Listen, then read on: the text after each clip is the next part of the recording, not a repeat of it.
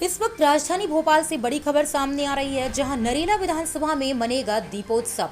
चिकित्सा शिक्षा मंत्री विश्वास सारंग ने दी जानकारी।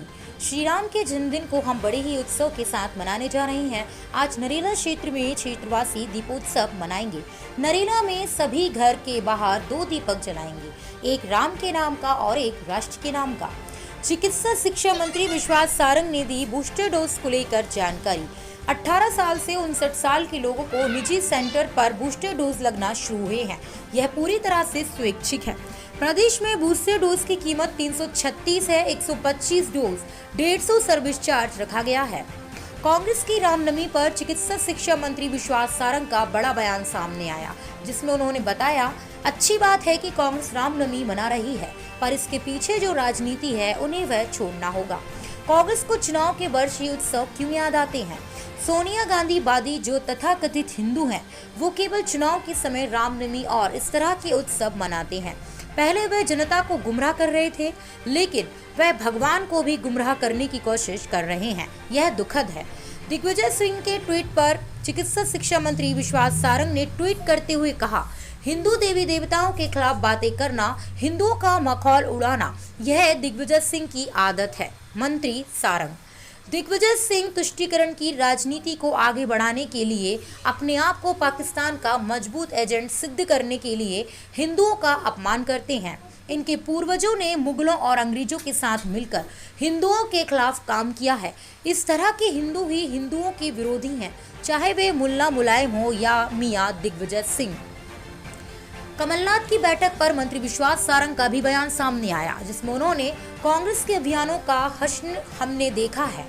घर घर अभियान में कमलनाथ अपनी गाड़ी से बाहर नहीं निकले।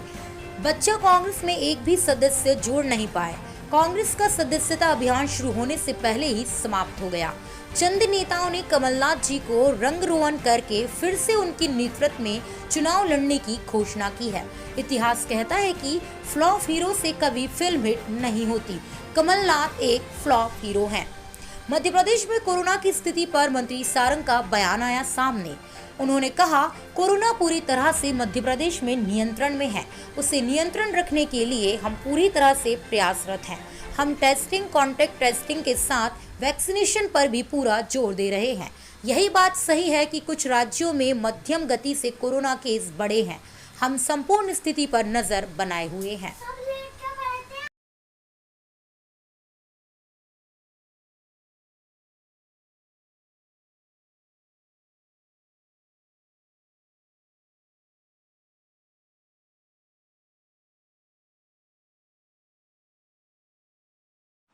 जब मुगल शासक थे तो हिंदू खतरे में नहीं था। 60 साल तक शासन कांग्रेस चला तो हिंदू खतरे में नहीं था। 7 साल से बीजेपी आ गई, उनका शासन है तो हिंदू खतरे में है। राम मोहन, देखिए, हिंदुओं के खिलाफ, हिंदू देवी देवताओं के खिलाफ बातें करना, हिंदुओं का मखौल उड़ाना, ये दिग्विजय सिंह की आदत है। और दिग्विजय सिंह जी हर समय तुष्टीकरण की राजनीति को आगे बढ़ाने के लिए, अपने आप को पाकिस्तान का मजबूत एजेंट सिद्ध करने के लिए, पाकिस्तान परस्ती की बात करने के लिए हिंदुओं को अपमानित करते रहे हैं। 800 साल मुगल शासन की वो बात कर रहे हैं, 190 साल के अंग्रेज शासन की बात कर रहे हैं, पर वो ये भी तो बता दें कि उनके पूर्वजों ने किस तरह से मुगलों और अंग्रेजों के साथ मिलकर हिंदुओं के खिलाफ काम किया था। ये दिग्विजय सिंह जी वही हैं जिनके पूर्वजों ने अंग्रेजों का साथ दिया था, मुगलों का साथ दिया था और हिंदुओं के खिलाफ अत्याचार किए थे। इस तरह के हिंदू ही हिंदुओं के विरोधी हैं, चाहे वो मुल्ला मुलायम हो या मियां दिग्विजय सिंह हो। ऐसे ही लोग हिंदुओं के खिलाफ बातें करते हैं और हिंदू देवी देवताओं का मखौल उड़ाते हैं। ये काम इस देश में यदि किसी ने किया है तो मुल्ला मुलायम और मियां दिग्विजय सिंह जैसे लोगों ने ही किया है।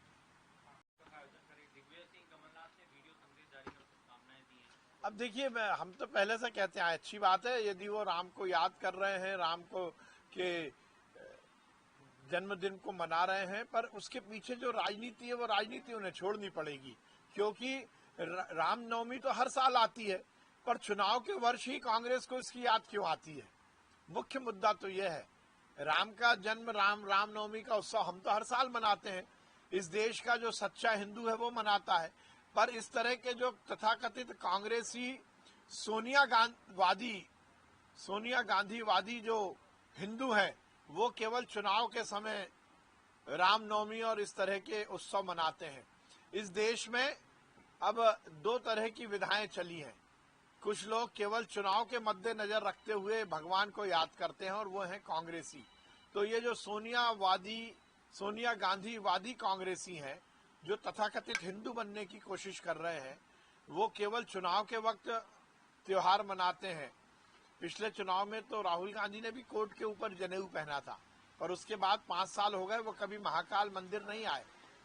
प्रियंका गांधी भी उत्तर प्रदेश के चुनाव के समय गंगा मैया की आरती कर रही थी, पर उसके बाद वो कहीं हिंदू तीज त्योहार या हिंदू देवी देवताओं की पूजा करती हुई नहीं दिखी। मुझे तो आश्चर्य है कि 50 साल के होने वाले हैं राहुल गांधी और लगभग इतने ही साल की होने वाली हैं प्रियंका गांधी। आज तक हमने कभी प्रियंका गांधी को राहुल गांधी की कलाई में राखी बांधते नहीं देखा। वो कहते हैं कि हम हिंदू हैं, परंतु उनका आचरण, उनका व्यवहार, उनका व्यक्तित्व, उनका कृतित्व, उनकी धारणा, उनके भाव, उनकी भावना कहीं भी हिंदूवादी नहीं है। केवल चुनाव के वक्त हिंदू बनने का नाटक नौटंकी कांग्रेस के नेता करते हैं। वो जनता को गुमराह करने की कोशिश करें, परंतु वो भगवान को भी गुमराह कर रहे हैं। इससे ज्यादा दुर्भाग्यपूर्ण कुछ नहीं हो सकता।